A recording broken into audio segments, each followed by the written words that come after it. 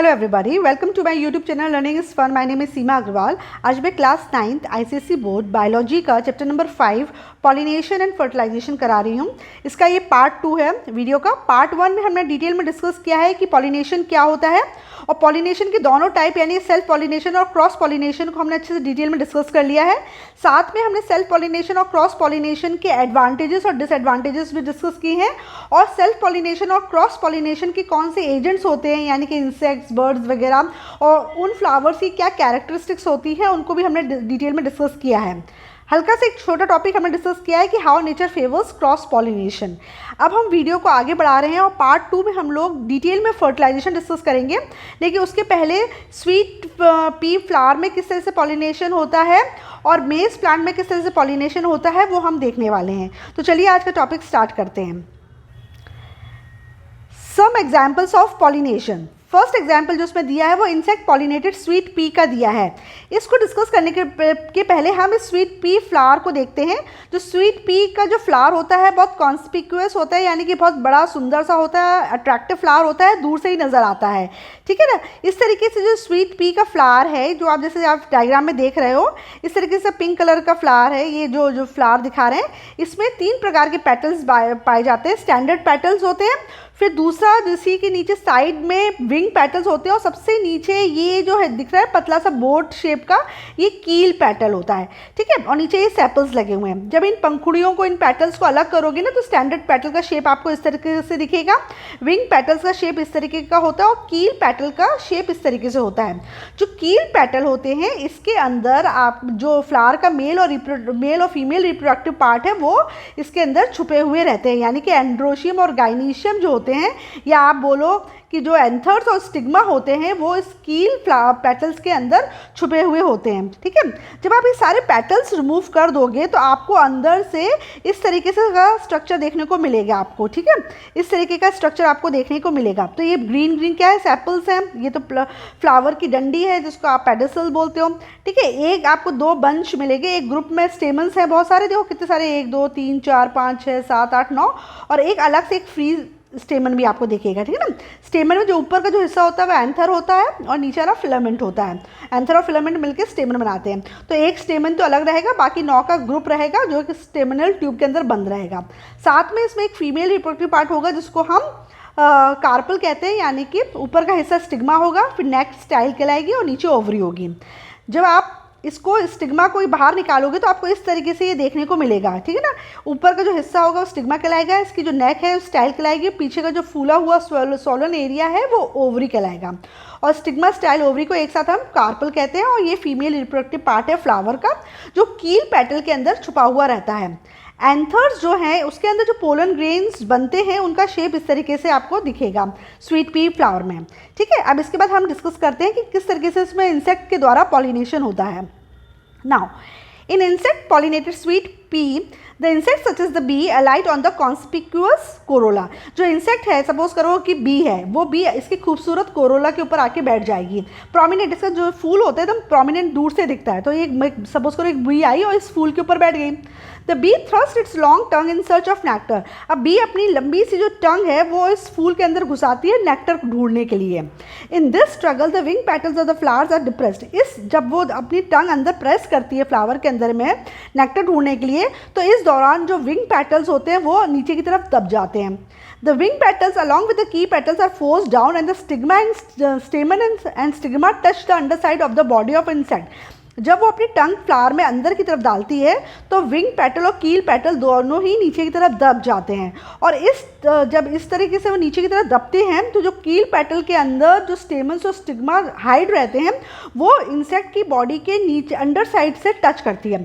जो इंसेक्ट की बॉडी का नीचे का जो हिस्सा है उससे टच होते हैं स्टेमन्स और stigma. If this insect has already visited another flower, it may have some pollen sticking on its body. Suppose करो इस फूल में बैठने के पहले ये जो बी है वो पहले भी किसी और फूल पे बैठ के आई है। अगर वो किसी और फूल पे बैठ के आई होगी तो जाहिर सी बात है कि उसकी बॉडी के अंडर साइड पर पोलन ग्रेन्स पहले से ही चिपके होंगे। जब वो उसका ये वाला बॉडी का हिस्सा जब इस वाले फ्लावर के स्टेमन्स और स्टिग्मा में टच करेगा तो जो पोलन ग्रेन्स ऑलरेडी उसकी बॉडी में चिपके हुए हैं वो इस फ्लावर के स्टेमन में स्टिग्मा में आके डिपॉजिट हो जाएंगे। The pollen is not transfer to the stigma of this new flower, thus affecting pollination, है ना। तो जैसे अगर वो किसी और फूल पे पहले बैठ के आई होगी तो उसकी बॉडी में अगर पोलन ग्रेन्स चिपके हुए होंगे तो जब उसकी बॉडी इस स्टिग्मा को टच करेगी तो जाहिर सी बात है कि कुछ पोलन ग्रेन्स स्टिग्मा में आके चिपक जाएंगे और पॉलिनेशन का प्रोसेस होगा। When the insect flies away, it may in turn carry some pollen of this flower to other similar flower.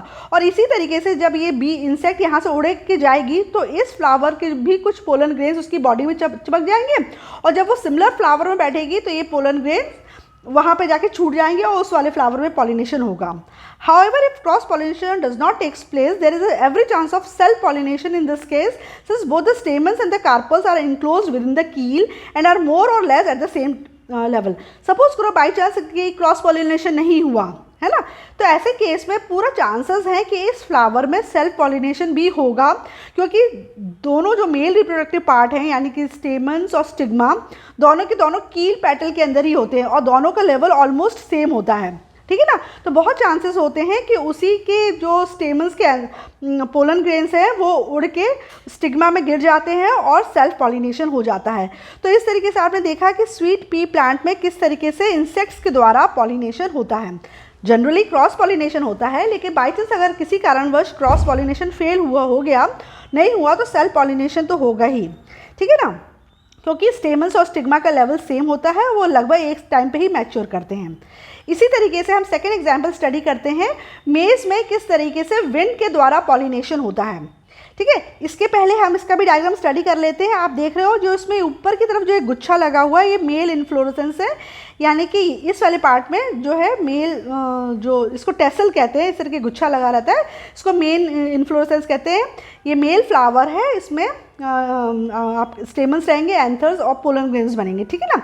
और ये नीचे जो साइड में लगे हैं ये फीमेल पार्ट है और इसमें आप क्या होगा, ये फीमेल इन्फ्लोरेसेंस है और इसमें फीमेल पार्ट यानी कि स्टिग्मा होगा और ओव्यूल होगा, ठीक है ना। तो ये मेल रिप्रोडक्टिव पार्ट यहाँ रहेगा टॉप में और साइड में छोटे छोटे जो इन्फ्लोरेसेंस है वो फीमेल के हैं, राइट। इन विंड पॉलिनेटेड मेज pollination is brought about by wind. मेज प्लांट में विंड के द्वारा यानी कि हवा के द्वारा पॉलिनेशन होता है, तो यहाँ पे पॉलिनेटिंग एजेंट क्या हो गया, विंड हो गया। As the wind blows the pollen from the outwardly hanging anthers in the tassel is blown away easily because the anthers are so loosely attached to the filament and the slightest wind will shake them। इस case में क्या होता है, आप देख रहे हो कि ये ऊपर की तरफ ये तुम्हारे यहाँ पे ये मेल इन्फ्लोरेसेंस है, इसमें जो एंथर्स होते हैं वो लूजली तुम्हारे ऐसे बाहर की तरफ टेसल के रूप में लटक रहे हैं और एंथर्स क्या है, इसे लूजली अटैच्ड है। जरा से भी हवा चलती है तो इसके जो एंथर्स के अंदर जो पोलन ग्रेन्स है वे उड़ जाते हैं और उड़ के हवा के द्वारा उड़ के क्या करते हैं, वो यहाँ पर जो फीमेल फ्लावर है उसके स्टिग्मा में जाके डिपॉजिट हो जाते हैं, है ना। क्या बोल रहा है वो, as the wind blows the pollen from the outwardly hanging anthers, जो एंथर्स बाहर की तरफ लटक रहे हैं जिसको टेसल्स भी बोलते हैं, जरा सी हवा चलती है तो उन एंथर्स में से वो पोलन ग्रेन उड़ जाते हैं, क्योंकि जो एंथर्स होते हैं बहुत लूजली अटैच्ड रहते हैं अपने फिलामेंट से और हल्की सी भी हवा चलने पे ये शेक हो जाते हैं और जिसकी वजह से जो पोलन ग्रेन्स एंथर्स के अंदर रहते हैं वो उड़ जाते हैं। The pollen blown away by the wind में fall on the feathery stigma of the female flower.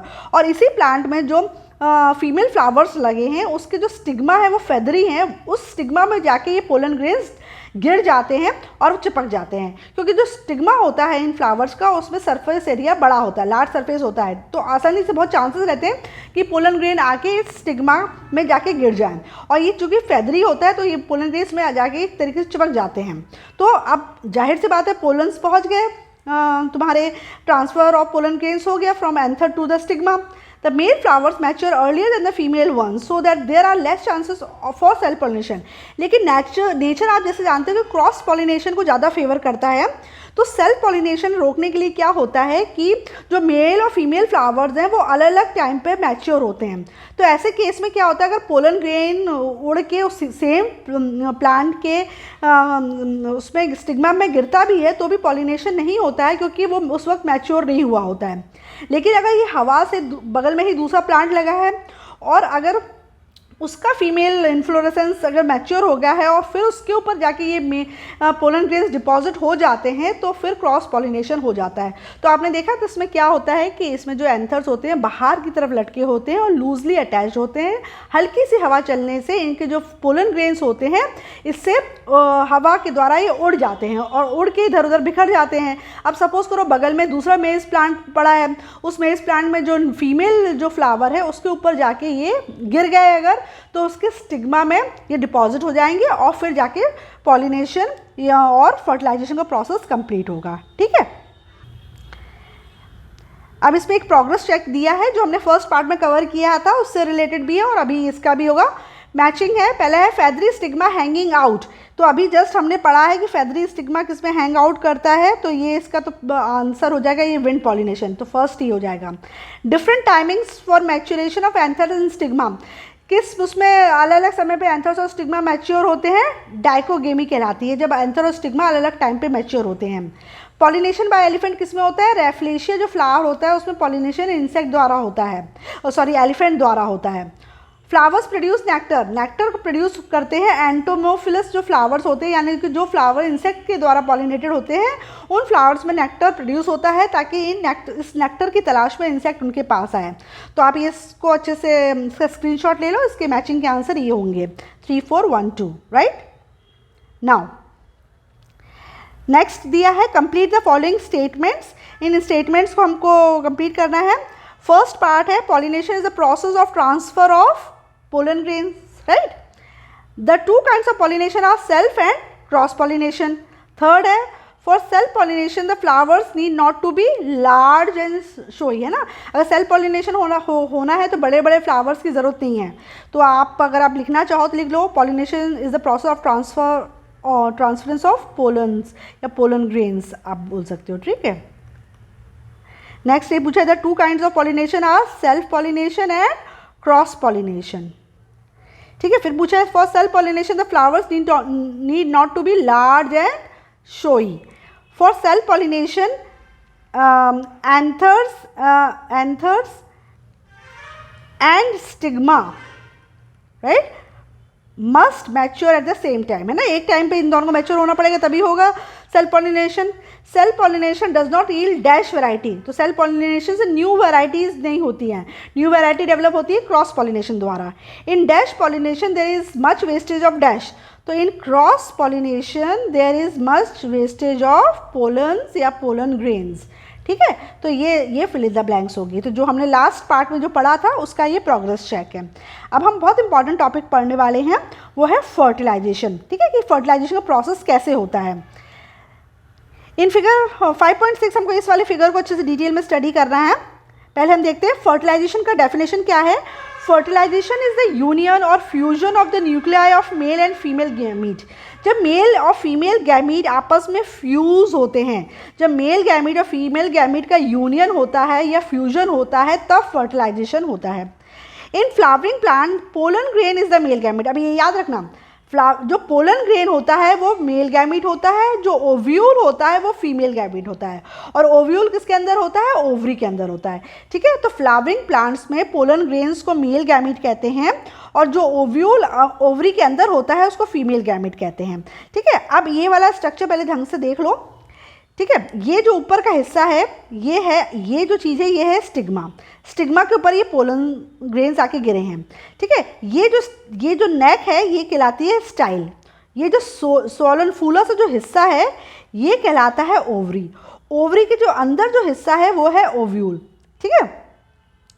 Ovary के जो अंदर वाला ये जो बाहर है ओवरी, और ये पूरा जो स्ट्रक्चर है वो है ओव्यूल, ठीक है। ओव्यूल के अंदर जो होता है वो होता है एम्ब्रियोसैक, ये जो चीज़ दिखा रही है ये एम्ब्रियोसैक है, ठीक है। और एम्ब्रियोसैक के बाहर जो चीज़ ऐसे सोलन स्ट्रक्चर होता है वो न्यूसिलस होता है, वो न्यूसिलस का काम होता है एम्ब्रियो को नरिशमेंट देना। ठीक है, यहाँ पे एक छोटी सी ओपनिंग होती है, उसको माइक्रोपाइल कहते हैं। ठीक है, ये जो आजू बाजू दो सेल लगे हैं इसको सिनर्जिड्स कहते हैं, और बीच वाला जो सेल है वो एक्स सेल कहलाता है।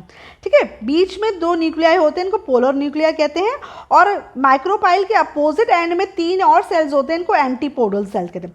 माइक्रोपाइल जहाँ पे है वहाँ पर जो सेल्स होंगे वो माइक्रोपोडियल सेल्स कहलाते हैं, और जो अपोजिट साइड होते हैं वो एंटीपोडल सेल्स कहलाते हैं। ठीक है, तो ये स्ट्रक्चर है।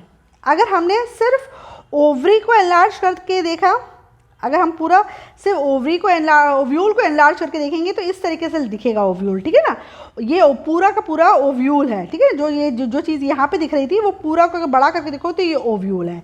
ये यहाँ पे ये ओपनिंग दिख रही है ना आपको, ये माइक्रोपाइल है। इस माइक्रोपाइल किसके द्वारा ही पोलन ट्यूब, देखो ये पोलन ट्यूब अंदर जा रहा है ना, तो पोलन ट्यूब जो अंदर जा रहा है तो जो एंट्री कौन दे रहा है, इसको माइक्रोपाइल दे रही है।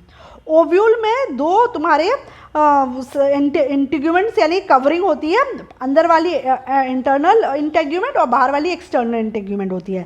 ठीक है, इसमें जो होता है जो ओव्यूल के जो ये बाहर वाला हिस्सा है ये न्यूक्लियस कहला रहा है, ये नरिशमेंट देता है इसको, और ये क्या चीज़ है, ये है आपका एम्ब्रियो सैक। ठीक है जी, ये पूरा जो ओवल शेप का दिख रहा है एम्ब्रियो सैक है। इस एम्ब्रियो सैक में 8 सेल्स होते हैं, 1 2 3 4 5 6 7 8। ठीक है, मतलब तुम्हारे 7 सेल्स होते हैं और 8 न्यूक्लियाई होते हैं, 1 2 3 4 5 6 7 सेल्स हो गए, और इसमें 1 2 3 4 5 6 7 8 न्यूक्लियाई होता है। ठीक है, जो माइक्रोपाइल की तरफ होते हैं इसमें दो आजू बाजू के सिनर्जिड्स कहलाते हैं, और बीच वाला आपका एक्स सेल कहलाता है। जो ये सेंटर में है जो सिंगल सेल है जिसमें 2 न्यूक्लियाई हैं, ये तुम्हारा पोलर न्यूक्लियाई कहलाता है, और जो दूसरे माइक्रोपाइल के अपोजिट एंड में जो 3 सेल्स होते हैं उसको एंटीपोडल सेल्स कहते हैं। तो हम कह सकते हैं कि एम्ब्रियो सेक्स के अंदर 3:3:1 यानी कि 7 सेल्स पाए जाते हैं। ठीक है, तो ये पूरा स्ट्रक्चर है तुम्हारा किसका, ओव्यूल का। ठीक है, अब आपने देखा कि किस तरीके से ये पोलन ग्रेन उस पर गिरते हैं। कुछ पोलन ग्रेन के पोलन ट्यूब छोटे ही रहते हैं, लेकिन कुछ के पोलन ट्यूब में से लंबे होते हैं, और ये माइक्रोपाइल के द्वारा अंदर ओव्यूल में एंट्री ले लेते हैं। ठीक है, अगर पोलन ग्रेन को देखोगे तो पोलन ग्रेन का स्ट्रक्चर इस तरीके से होता है। इसके बाहर इसके ऊपर भी 2 कवरिंग होती है, जो बाहर की कवरिंग होती है वो एक्साइन कहलाती है, जो अंदर की कवरिंग होती है इंटाइन कहलाती है। और इस तरीके से इसमें बीच बीच में जर्म पोर होते हैं।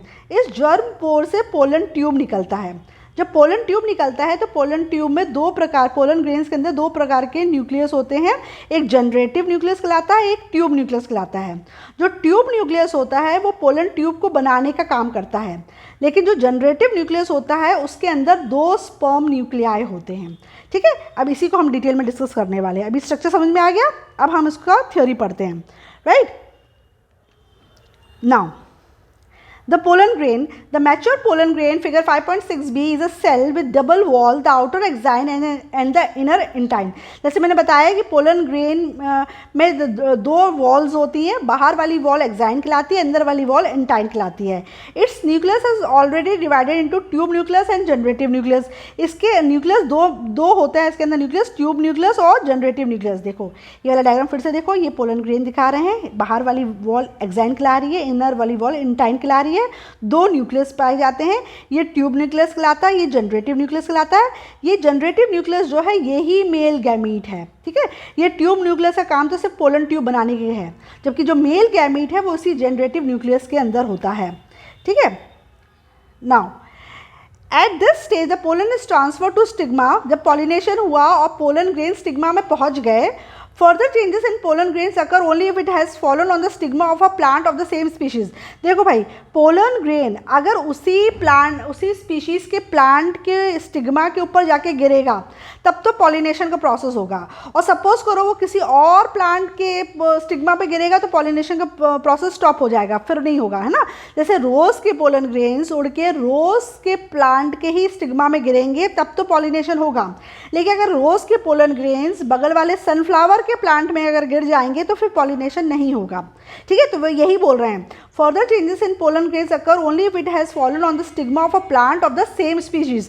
सेम स्पीशीज़ के प्लांट के स्टिग्मा में अगर पोलन ग्रेन्स गिरेंगे तो पॉलिनेशन का फर्दर प्रोसेस आगे चालू रहेगा। ठीक ठीक है। अब ओव्यूल जैसे मैंने बताया, ovule is the inner part of ovary, ovary का अंदर वाला हिस्सा ओव्यूल होता है। Ovule is destined to become the seed and the ovary to become the fruit containing the seed inside।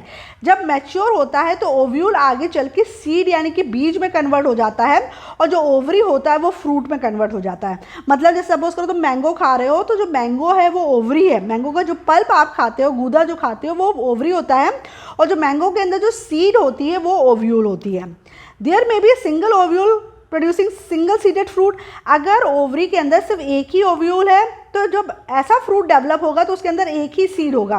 जैसे मैंगो के अंदर एक ही बीज, एक ही सीड निकलता है ना, इसका मतलब क्या होता है कि मैंगो के जो फ्लावर होते हैं उसकी ओवरी के अंदर एक ही ओव्यूल था। जब एक ही ओव्यूल था तो एक ही सीड बना, राइट। लेकिन अगर उसके अंदर बहुत सारे ओव्यूल्स होंगे तो बहुत सारे सीड्स बनेंगे, जैसे कि गुआवा है ना, अमरूद जब आप खाते हो तो अमरूद के अंदर आपको बहुत सारे बीज दिखते हैं ना, क्यों? क्योंकि अमरूद का जो फ्लावर होता है उसके ओवरी के अंदर जो बहुत सारे ओव्यूल्स पाए जाते हैं, और ये सारे के सारे ओव्यूल्स सीड में कन्वर्ट हो जाते हैं, ठीक है। Each ovule has two protective coverings the integuments. जो ओव्यूल होता है उसके ऊपर दो प्रोटेक्टिव कवरिंग, दो परतें चढ़ी रहती हैं, इनको इंटेग्यूमेंट्स कहते हैं। बाहर वाली जो परत होती है वो आउटर इंटेग्यूमेंट कहलाएगी, जो अंदर वाली होगी वो इनर इंटेग्यूमेंट कहलाती है। The integuments leave a small opening the micropyle at one end for the entry of pollen tube. देखो जैसे ये वाला ये स्ट्रक्चर दिखा रहे हैं कि ये तुम्हारा ओव्यूल इस तरीके से होता है, ये बाहर वाली जो लेयर है ये और ये दोनों इंटेग्यूमेंट्स है, ये आउटर इंटेग्यूमेंट है, इनर इंटेग्यूमेंट है। ये आउटर ये इंटेग्यूमेंट्स ओव्यूल को पूरी तरह से कवर करी रहती है, बस एक छोटी सी ओपनिंग ये छोड़ देती है ताकि यहाँ से पोलन ट्यूब अंदर घुस सके। तो ये जो छोटी सी ओपनिंग इसने छोड़ दी है ना, इसको माइक्रोपाइल कहते हैं। आया समझ में? The integuments leave a small opening, the micropyle at one end for the entry of pollen tube. Enclosed by the integuments is the nucellus, a mass of food-laden cells, and further inside the nucellus is the embryo sac. और जब इसके अंदर जो आप जब जाते हो integument के अंदर, जो बीज का जो फूला वाला हिस्सा है, ये वाला जो हिस्सा है ये न्यूसेलस है, और न्यूसेलस के अंदर एम्ब्रियो सैक होता है। न्यूसेलस का काम, ये न्यूसेलस क्या है, इसमें फूड भरा रहता है और ये नरिशमेंट देता है एम्ब्रियो सैक में। जो एम्ब्रियो डेवलप हो रहा होता है तो उसको भैया भोजन की जरूरत होती है, न्यूट्रिशन चाहिए होता है, तो न्यूट्रिशन उसको कौन देता है? ये न्यूसेलस रहता है। तो एक तरीके से आप समझ लो कि न्यूसेलस के अंदर फूड स्टोर रहता है, राइट। तो इस तरीके से ये डायग्राम होता है, ठीक है ना। अब डबल फर्टिलाइजेशन इन्होंने यहाँ पे भी डिस्कस किया है और मैं आपको पैराग्राफ में भी समझाऊंगी। टू फर्टिलाइजेशन, डबल फर्टिलाइजेशन होता है, पहले हम उसको समझेंगे, फिर इस डायग्राम को आप देखोगे तो आपको समझ में आ जाएगा, ठीक है। द एम्ब्रियो सैक कंटेन्स 7 यानी कि 3+3+1 सेल्स। अब जैसे मैंने बताया कि जो एम्ब्रियो सैक है इसमें 7 सेल्स हैं, 1 2 3 4 5 6, और ये एक सिंगल होता है 7, ठीक है। 3 cells at micropylar end 1 egg cell and 2 synergids। 3 जो सेल्स होते हैं वो माइक्रोपाइलर एंड में होते हैं, 1 2 3 ये आजू बाजू के synergids कहलाते हैं, और बीच वाला जो दिखा रहे हैं वो egg cell कहलाता है। 3 cells at opposite end called antipodal cell, और 3 सेल अपोजिट एंड में होते हैं, ये एंटीपोडल सेल्स कहलाते हैं, right. One large central cell, the central cell is different containing 2 nuclei called polar nuclei। और बीच में एक सेंट्रल सेल होता है जिसमें 2 न्यूक्लियस होते हैं, इसलिए इसको 2 न्यूक्लियाई होते हैं, ठीक है ना। ये सेंट्रल सेल है, इसके अंदर 2 न्यूक्लियाई होते हैं, बाकी सब में एक एक सिंगल न्यूक्लियस है, राइट। अब जर्मिनेशन कैसा होता है पोलन ग्रेन का? Pollen grain germinates only if it falls on the stigma of the same plant species, otherwise it disintegrate. जैसे मैंने बताया पोलन ग्रेन तभी जर्मिनेट करेगा जब वो अपनी ही स्पीशीज के फ्लावर के स्टिग्मा में जाके गिरेगा। The pollen grain on falling on the stigma is stimulated to germinate due to the secretion of sugars by the stigma. जैसे ही पोलन ग्रेन स्टिग्मा पे गिरता है तो स्टिग्मा क्या करता है, कुछ एंजाइम, कुछ शुगर सीक्रेट करता है। जब शुगर सीक्रेट करता है तो इससे क्या होता है, जो पोलन ग्रेन होता है वो स्टिमुलेट हो जाता है जर्मिनेट करने के लिए, यानी कि पोलन ग्रेन स्टिमुलेट हो जाएगा कि भैया पोलन ट्यूब बनाओ। Through a point in the exine, a pollen tube grows out of the pollen grain, carrying at its tip the generative nucleus and the tube nucleus generative nucleus into 2 nuclei, male gamete nuclei also called sperm nuclei। अच्छा, फिर क्या होगा कि जो pollen tube का जो exine है, the through a point in the exine a pollen tube grows out of the pollen grain. अब पोलन ग्रेन जब स्ट्यूमुलेट हो जाएगा जर्मिनेट होने के लिए, तब क्या होगा, पोलन ग्रेन में से पोलन ट्यूब निकलेगा और इसके टिप में जनरेटिव न्यूक्लियस होगा और ट्यूब न्यूक्लियस होगा। ट्यूब न्यूक्लियस का काम तो होगा कि पोलन ट्यूब को लंबा करता चला जाए ताकि वो ओव्यूल तक पहुंच जाए, और जो जनरेटिव न्यूक्लियस होगा वो डिवाइड हो जाएगा दो न्यूक्लियाई में, एक मेल गैमीट न्यूक्लियाई, और यही जो ट्यूब न्यूक्लियाई होते हैं ये मेल गैमीट होते हैं और इन्हीं को स्पर्म न्यूक्लियाई भी कहते हैं। दस तो एक तरीके से आप देखो कि जो पोलन ग्रेन्स के अंदर 3 न्यूक्लियाई प्रेजेंट है। Thus, there are 3 nuclei which are not separated by cell walls. They share a common cytoplasm. अब आप डायग्राम्स अच्छे से समझ जाओगे आप। देखो ये पोलन ग्रेन दिखा रहे हैं ना, तो ये जो तुम्हारी एक्साइन है, ये अंदर वाली इंटाइन है। अब देखो इस तरीके से ये पोलन ट्यूब क्रिएट हुआ। इसमें 2 प्रकार के न्यूक्लियस हैं, ये तुम्हारा ट्यूब न्यूक्लियस है और ये जनरेटिव न्यूक्लियस है। जो ट्यूब न्यूक्लियस है वो ये पोलन ट्यूब बनाने के काम में करेगा और ये पोलन ट्यूब के टिप में रहेंगे दोनों न्यूक्लियस, ठीक है ना, और ताकि लंबा होता जाए। जो जनरेटिव न्यूक्लियस होता है वो 2 स्पर्म न्यूक्लियाई में टूट जाएगा, ठीक है।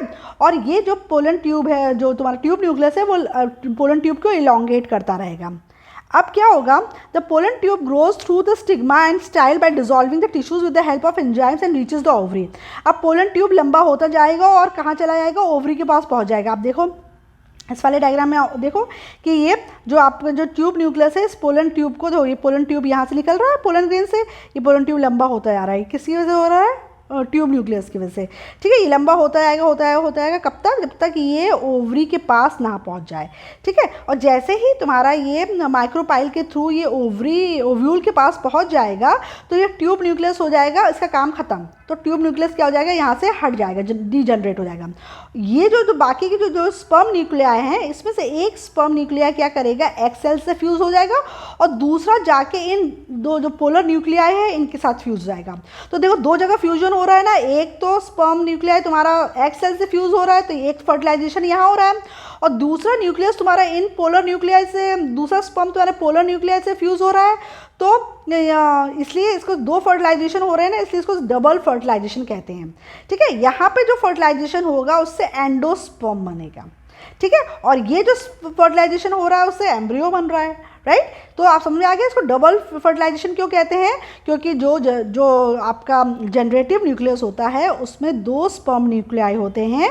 एक न्यूक्लियाई तो एक सेल से, एक स्पर्म तो एक सेल से फ्यूज़ करता है, तो एक फर्टिलाइजेशन ये हो गया, और दूसरा जो स्पर्म सेल है वो आगे जाके पोलर न्यूक्लियाई के साथ फ्यूज़ करता है।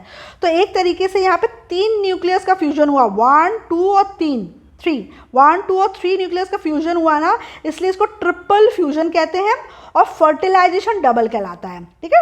डबल फर्टिलाइजेशन और ट्रिपल न्यूक्लियर ट्रिपल फ्यूजन कहलाता है, right. The pollen tube grows through the stigma and style by dissolving the tissues with the help of enzymes and reaches the ovary. Pollen tube लंबा होता चला जाता है, वो stigma के टिश्यूज़ को डिसॉल्व करता है एंजाइम्स की मदद से और ओवरी तक पहुंच जाता है।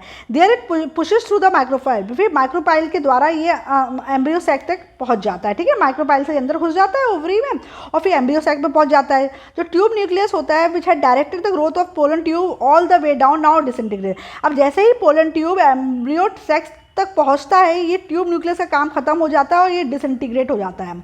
अब बाकी के 2 जो जनरेटिव न्यूक्लियस बचे, यानी कि जो स्पर्म न्यूक्लियर बचे, उनका काम शुरू हो जाता है ना। तो pollen tube enters one of the synergid and releases it's 2 sperm nuclear. अब पोलन ट्यूब दो जो सिनर्जिड्स प्रेजेंट थे उनमें से एक सिनर्जिड के अंदर घुस जाता है और 2 स्पर्म न्यूक्लियर रिलीज करता है। जो one sperm nucleus fuses with the egg cell, एक जो स्पर्म है वो एग सेल से फ्यूज करता है टू फॉर्म जाइगोट, और दूसरा जो स्पर्म न्यूक्लियस है वो पोलर न्यूक्लियाई की तरफ जाता है सेंट्रल सेल में और उससे फ्यूज हो जाता है, ठीक है। मैंने बताया था ना कि एक तो तुम्हारा एग सेल से फ्यूज होता है, बाकी का दूसरा वाला स्पर्म सेल जाके सेंट्रल सेल में जाता है और उनके 2 न्यूक्लियाई से फ्यूज हो जाता है। तो एक तरीके से 3 न्यूक्लियस का फ्यूजन हुआ ना, इसलिए इसको हम क्या कहते हैं, triple fusion. Thus 3 nuclei fuse together या triple fusion to produce endosperm nucleus. तो क्या बनता है इन सब चीज़ों से, एंडोस्पर्म न्यूक्लियस बन जाता है। जब तुम्हारा एग सेल और स्पर्म सेल का जहाँ फ्यूजन हुआ वहाँ पर तो जाइगोट बन गया, और जहाँ पर पोलर न्यूक्लियाई के साथ फ्यूज हुआ वहाँ पर एंडोस्पर्म फ्यूज हो गया। All together 2 fertilisation have occurred and hence double fertilisation. कुल मिला के 2 फर्टिलाइजेशन हुए, इसलिए इसको डबल फर्टिलाइजेशन कहते हैं। तो शॉर्ट में याद रखना, डबल फर्टिलाइजेशन पूछते हैं, शॉर्ट में याद रखना कि 1 sperm nucleus fuses with egg cell तो एक फर्टिलाइजेशन तो ये हो गया। दूसरा, other sperm nucleus fuses with 2 polar nuclei together, तो दूसरा तुम्हारा फर्टिलाइजेशन ये हो गया, ठीक है ना। डायग्राम में भी इन्होंने लिख के दिया था, उसमें भी हम समझ लेते। देखो ये डायग्राम में इन्होंने दिखाया था, जो मैंने बोला था मैं बाद में बताऊंगी। 2 fertilisation, double fertilisation, 2 polar nuclei unite to form secondary nucleus and then 1 sperm nucleus from the pollen tube unites with the secondary nucleus, ठीक है ना। इसमें से ये पोलन ट्यूब में 2 न्यूक्लियस है, एक तो तुम्हारे ये एक्स सिनर्जिड्स के अंदर घुसता है और फिर सिनर्जिड्स के द्वारा ये एक्स सेल के अंदर घुसता है, फ्यूजन हो जाता है। तो एक फर्टिलाइजेशन तो ये हो गया। दूसरा जो है ये जाता है और इनसे फ्यूज हो जाता है, तो दूसरा फर्टिलाइजेशन यहाँ हो जाता है। तो एक फर्टिलाइजेशन यहाँ हुआ, एक फर्टिलाइजेशन यहाँ हुआ, तो डबल फर्टिलाइजेशन हुआ ना। इस प्रोसेस में 1, 2, 3 न्यूक्लियस इन्वॉल्व है ना, 3 न्यूक्लिया इन्वॉल्व है ना, इसलिए ट्रिपल फ्यूजन कहते हैं, ठीक है। This is described as triple fusion involving 2 polar nuclei and 1 sperm nucleus, the 3 nuclear fusion. The other sperm nucleus enter egg cell through the assistance of synergid, which then disintegrates and unites with its nucleus, second fertilization. तो इस ये वाले fertilisation के बाद जो जब synergids होते हैं वो डिसइंटीग्रेट हो जाते हैं, फिर उनका काम भी खत्म हो जाता है, ठीक है। तो इस तरीके से डबल फर्टिलाइजेशन ये होता है।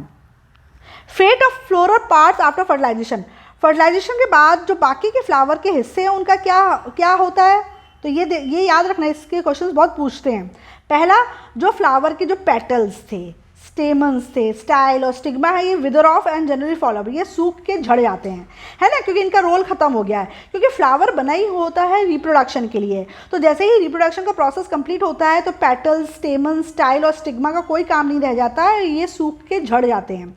जो कैलिक्स होते हैं ये कभी कभी किसी किसी में लगे रह जाते हैं और किसी किसी में झड़ जाते हैं। द कैलिक्स में आइदर फॉल ऑफ और may remain intact in dried and shrivelled form, सूखे रूप में। जैसे टमाटर के ऊपर में कभी कभी आपने देखा होगा हरा हरा पत्ती या डंडी लगी रहती है, या आपने बैगन में भी देखी होगी, तो उसमें वो लगे रहते हैं, लेकिन अधिकतर उसमें झड़ जाते हैं। Apple and guava show such dried sepals very clear, जैसे एप्पल और गुआवा में आपको ये सैपल्स, सूखे हुए सैपल्स देखने को मिल जाएंगे। ब्रिंजल में भी रहते हैं, राइट, यानी कि बैगन। तो कैलिक्स लगे भी हो सकते हैं और झड़ भी सकते हैं, जबकि पेटल, स्टेमन, स्टाइल और स्टिग्मा तो झड़ जाते हैं।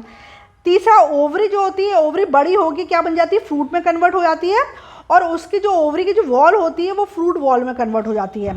ओवरी वॉल में either form a dry and hard fruit और अ फ्लैश, जो ओवरी की जो वॉल है या तो ड्राई और हार्ड फ्रूट बना देगी या फ्लैशी फ्रूट बनाएगी, जैसे मैंगो एंगो के केस में होता है। लास्ट में जो ओव्यूल्स होते हैं वो क्या बन जाते हैं, वो सीड्स बन जाते हैं। समझ में आ गया आपका, ओवरी फ्रूट बन जाएगी और ओव्यूल सीड बन जाएंगे। The fruit contains 1 or more seeds which are developed from 1 or more ovules attached to the ovary by means of placenta. Fruit के अंदर कितने सीड्स होंगे डिपेंड करता है कि ओवरी के अंदर कितने ओव्यूल्स प्लेसेंटा के द्वारा अटैच्ड हैं। ओवरी के अंदर अगर एक ही ओव्यूल हो प्लेसेंटा में अटैच होगा तो एक ही सीड बनेगा, और अगर एक से ज़्यादा ओव्यूल्स अटैच्ड होंगे तो एक से ज़्यादा सीड्स प्रेजेंट होंगे। When the fruit is ripe, the seed contained insides are released by one or the other method. जब फल पक जाता है तो या तो कोई जानवर इसको खा लेगा और उसकी सीड ज़मीन में गिर जाएगा और उससे न्यू प्लांट निकल आएगा, या हम इंसान लोग खाते हैं और यहाँ वहाँ फ्रूट का सीड फेंक देते हैं तो उसकी वजह से भी नया प्लांट निकल आता है। When the fruit is ripe, the seeds contained inside are released by one or other method and grow into new plants in a suitable conditions.